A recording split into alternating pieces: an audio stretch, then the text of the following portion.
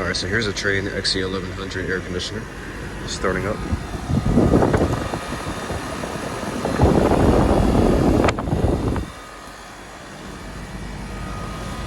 It's got a recip down there. Well, it's already getting cold. Still good.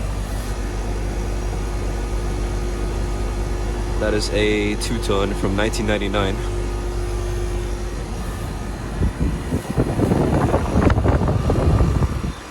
Date of manufacture worn off, but the serial number decodes it.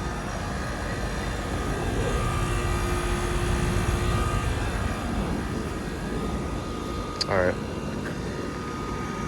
That's gonna be it for this video. Hope you guys enjoy that.